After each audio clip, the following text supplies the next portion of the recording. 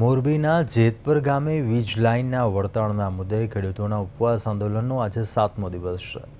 આંદોલનકારી ખેડૂતોને મનાવવા માટે મોરબીના પ્રાંત અધિકારી પ્રવીણસિંહ જેતાવત અને ડીવાયએસપી જે.એમ.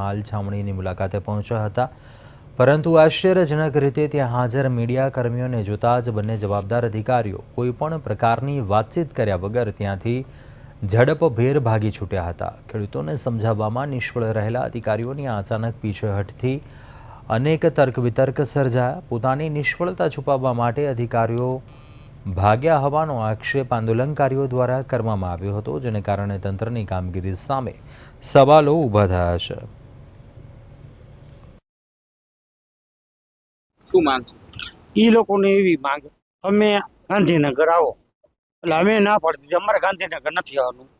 અમારે અહીંયા પરિપત્ર અને મુખ્યમંત્રીને મળવાનો પત્ર મળે તો જ 4 છોકરો 5 છોકરો જશે, બાકી અમારે બીજા કોઈ, અમે ઉપવાસવાળા તો અહીંયા જ રહે।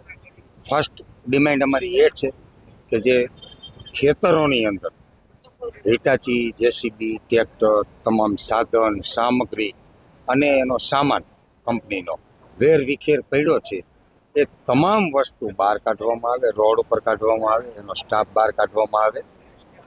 ત્યારબાદ સરકારશ્રી તરફથી લેખિત જે કંઈ ડિક્લેરેશન કરી અને ગુજરાત માટેનો કાયદો, લો કે પરિપત્ર બનાવવાનો હોય એ લેખિતમાં મુખ્યમંત્રીશ્રીના વેરિફાઈ થયેલું અમને પહોંચાડવામાં